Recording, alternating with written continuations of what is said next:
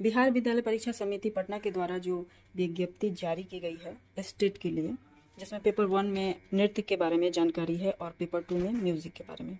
बहुत लोगों के कमेंट आ रहे हैं कि नृत्य के पेपर 1 में क्या क्या डॉक्यूमेंट लगेगा, इसकी जानकारी आप हमें दीजिए। बस मैंने इसकी जानकारी देने के लिए यह वीडियो दोबारा बनाया है। पहले मैंने इन्फॉर्मेशन के लिए वीडियो बनाया था।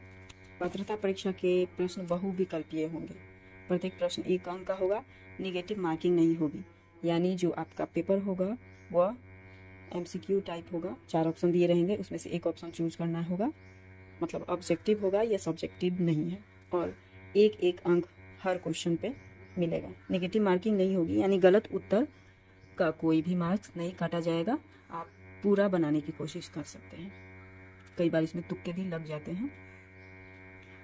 दूसरे पॉइंट पे आप देख रहे होंगे, परीक्षा के विषय में लिखा हुआ है माध्यमिक कक्षाओं के लिए निर्धारित पाठ्यक्रम अनुसार पेपर 1 के तहत आने वाले विषय तथा माध्यमिक कक्षाओं के लिए निर्धारित पाठ्यक्रम अनुसार द्वितीय के लिए, मतलब उच्च माध्यमिक के लिए आने वाले विषय का विवरण निम्नलिखित है। डांस से रिलेटेड जो पेपर 1 है उसमें आप देख रहे होंगे क्रम संख्या लिखी है, विषय समूह लिखा हुआ है, विषय के बारे में मतलब विषय का नाम और विषय का कोड दिया हुआ है। उसके सामने उसमें क्या क्या आपकी अहर्ताएं होनी चाहिए इसके बारे में जानकारी दी गई है। मैं डायरेक्ट चलती हूँ डांस पे, नृत्य पे। 5 नंबर क्रमांक पे नृत्य है, सब्जेक्ट नृत्य लिखा हुआ है और इसका कोड है 116। आप इसे याद रखेंगे। सिलेबस या पाठ्यक्रम से रिलेटेड कुछ चीज़ें आपको अगर सर्च करनी हो तो ये कोड काम कर सकता है। अब इसके सामने देखिए आप लिखा हुआ है कि न्यूनतम 50% अंकों के साथ किसी मान्यता प्राप्त संस्थान विश्वविद्यालय से नृत्य शिक्षा में स्नातक उपाधि या उसके समकक्ष अहर्ता। मान्यता प्राप्त संस्था के संबंध में किसी प्रकार का विवाद उत्पन्न होने पर प्रशासकीय विभाग का निर्णय अंतिम होगा। अब यहाँ जो न्यूनतम 50% अंकों के साथ किसी मान्यता प्राप्त संस्थान या विश्वविद्यालय से नृत्य में शिक्षा की बात वो कर रहा है। स्नातक उपाधि यानी आपका ग्रेजुएशन होना चाहिए। अलग अलग विश्वविद्यालय या संस्थान के अलग अलग कुछ नाम होते हैं, मतलब सेम कोर्स हो सकता है।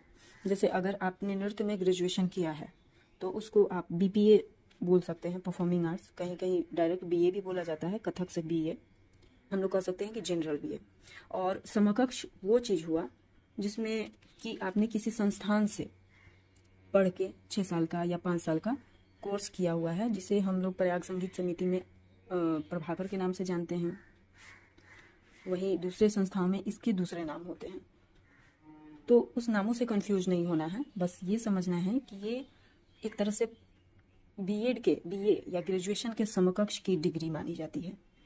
तो यहाँ मैं बता दूं कि भातखंडे संगीत विद्यापीठ से विशारद के नाम से हम लोग जानते हैं। प्रयाग संगीत समिति इलाहाबाद से प्रभाकर के नाम से जानते हैं।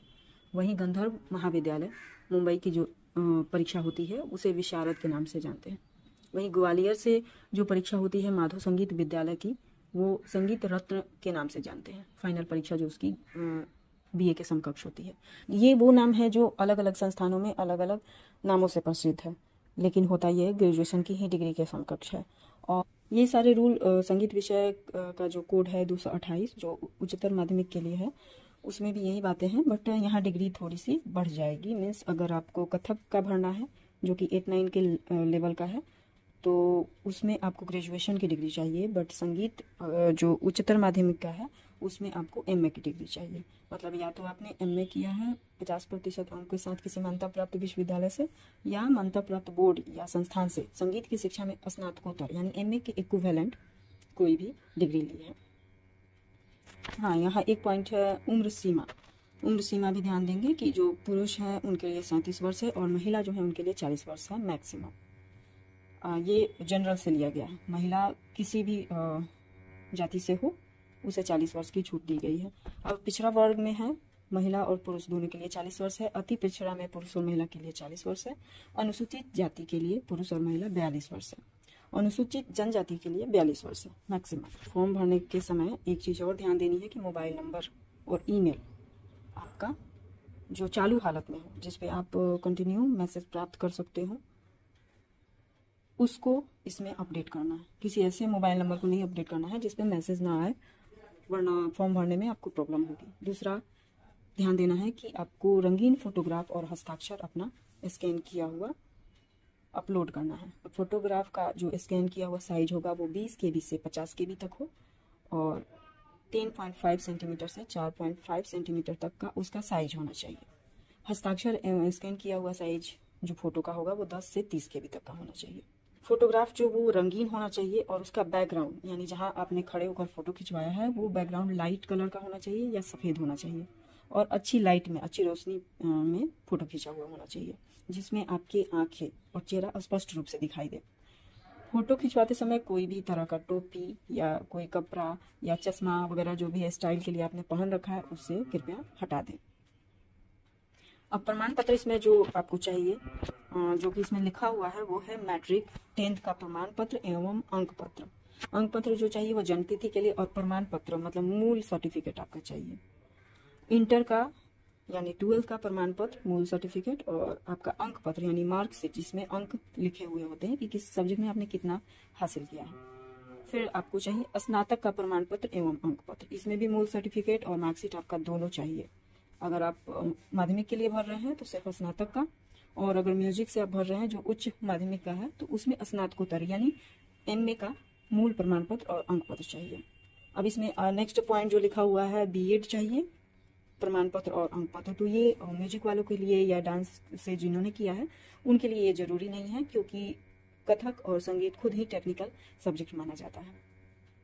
अन्य शैक्षणिक योग्यता यदि कोई हो तो अब इसका आप डाल भी सकते हैं, नहीं भी डाल सकते हैं। मतलब एक्स्ट्रा आपने अगर कुछ किया है, जैसे कुछ लोग होते हैं कि कथक के साथ उन्होंने तबला वादन भी कर लिया है, म्यूजिक संगीत सीखा है तो उसके साथ नृत्य की भी शिक्षा ली है, तो आपका ये एक तरह से एक्स्ट्रा क्वालिफिकेशन हुआ। आप इसे चाहे तो डाल सकते हैं बट जरूरी नहीं है। उसके बाद आपका आवासीय प्रमाण पत्र होना चाहिए। फिर है अगर आप अगला जो पॉइंट है अनुसूचित जाति जनजाति के द्वारा जाति प्रमाण पत्र वगैरह, तो अगर आप हों तो इसको मतलब आपको डालना पड़ेगा। और लास्ट पॉइंट कर रहा है कि पिछड़ा वर्ग के उम्मीदवारों के लिए सक्षम पदाधिकारी द्वारा क्रीमी लेयर रही अद्यतन प्रमाण पत्र।